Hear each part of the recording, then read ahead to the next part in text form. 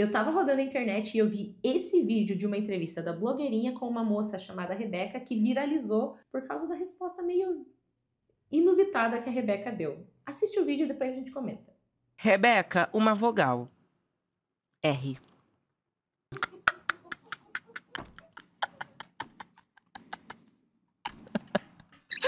Ai, gente. Calma, foi muito rápido.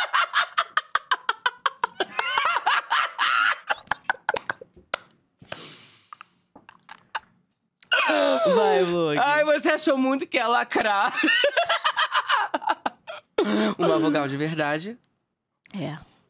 É melhor. Então, basicamente, no vídeo, a blogueirinha perguntou pra Rebeca, me fala uma vogal. E daí você pensa, A, E, I, O, U. Mas a resposta da Rebeca foi inusitada porque ela falou R, que é a primeira letra do nome dela. Então, ela meio que confundiu o conceito de letra e de vogal. Mas eu fiquei pensando que, assim, errada, a Rebeca não tá. Tem um contexto específico que a letra R é uma vogal. E é disso que eu queria falar hoje, sobre como o R pode ser considerado uma vogal no inglês americano. Mas para explicar isso, eu vou ter que dar uma base para você entender da onde que surge a possibilidade de o R ser uma vogal. Vamos lá? A primeira coisa que eu quero falar é sobre a diferença entre o inglês americano e o inglês britânico. Existem várias diferenças entre esses dois tipos de inglês, e até mesmo dentro do inglês americano e dentro do inglês britânico tem diferenças, mas vamos com calma, vamos numa coisa meio básica. A pronúncia da palavra água. Se eu for falar água com o inglês americano, eu falaria water, water. Se eu fosse falar água com um sotaque mais britânico, eu falaria water, water ou water, water.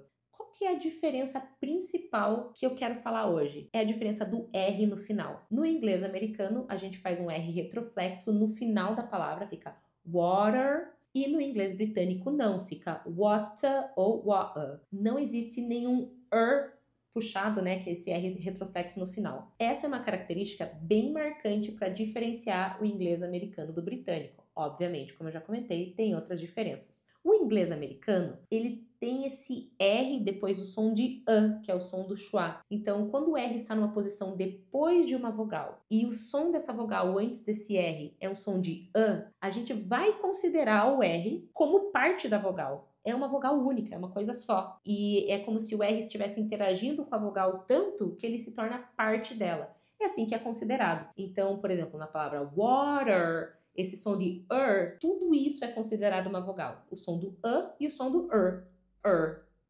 Isso é considerado uma vogal só. O nome disso é R rótico ou vocalic R, ou seja, R vocálico. Então, basicamente, é assim que a Rebeca está certa. No inglês americano, quando nós temos o R nesse contexto muito específico, depois de uma vogal, quando tem som de A, ele é considerado um R vocálico. E no inglês britânico, geralmente, esse R não é pronunciado. Por isso que o inglês americano é considerado um inglês com R rótico, e o inglês rótico, e o inglês britânico é considerado inglês com R não rótico ou inglês não rótico.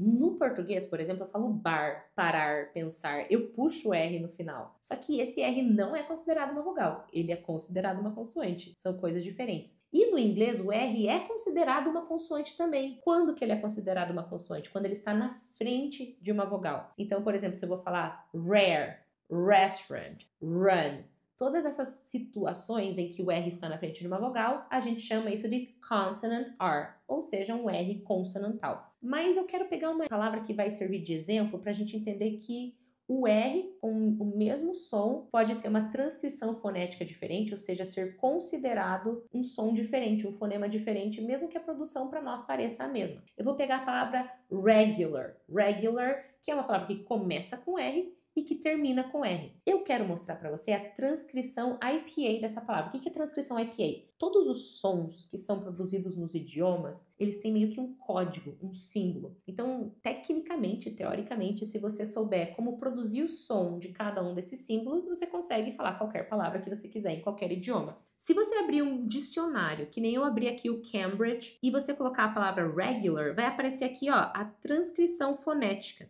Perceba que o R do começo é diferente do R do final. Termina ali, ó, com lur.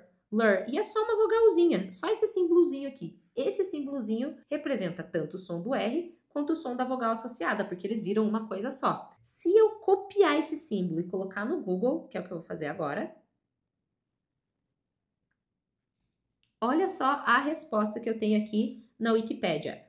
R-colored vowel, ou seja, vogal colorida pelo R, ou vogal com coloração de R. Enfim, você pode traduzir do jeito que você quiser, mas é isso, é uma vogal, de fato, uma vogal. Então, no português, o R no final não é considerado uma vogal, mas no inglês, o R em posição depois de uma vogal, se essa vogal tem som de A, ele vai ser considerado uma vogal também. Então, Rebeca não estava totalmente errada. Rebeca viralizou por ter falado R, mas ela poderia estar certa. E eu queria até fazer um adendo que eu, talvez, na hora, na emoção da entrevista, poderia me confundir. E se me perguntassem uma vogal, talvez eu falasse L, que é a primeira letra do meu nome. E L também é considerada uma vogal no inglês, dependendo do contexto. Mas olha a diferença, olha o contraste. Aqui nós temos uma vogal colorida pelo R. Só que o L, quando tem essa posição que pode ser considerado vogal, é chamado de dark L, bem mais dark, né? Fala sério. Mas essa história do L a gente vai deixar para uma próxima. Porém, se você tem interesse em fonética, se você achou isso interessante, se você gosta de saber sobre a fonética do inglês americano, eu sou uma pessoa que gosta muito de fonética do inglês americano, entendo bastante disso, não só porque eu sou especializada na fonética do inglês americano, mas sou uma pessoa muito curiosa, gosto de saber de diferentes sotaques de inglês e de português, as diferenças entre eles e por quê. E também, principalmente,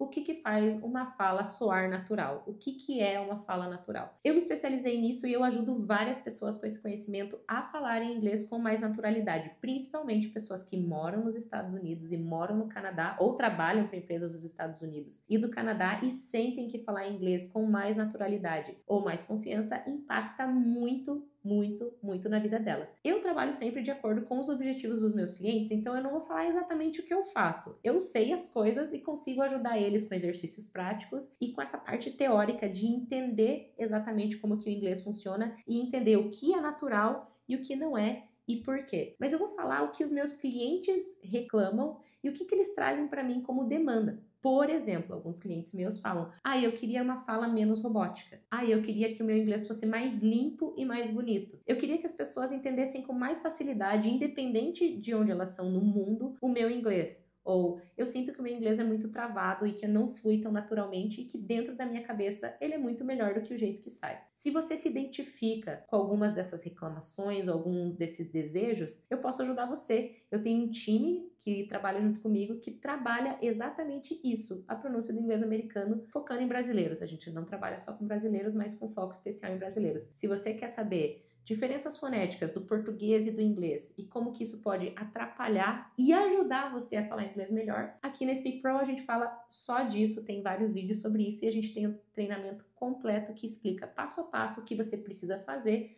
para falar inglês de uma forma mais natural e provavelmente da forma que você quer falar. Se você quer falar inglês melhor, aqui embaixo vai ter alguma coisa, algum link comentando como que você pode ter acesso aos nossos treinamentos. E é isso, espero que você tenha gostado. E assista mais vídeos, aqui tem mais.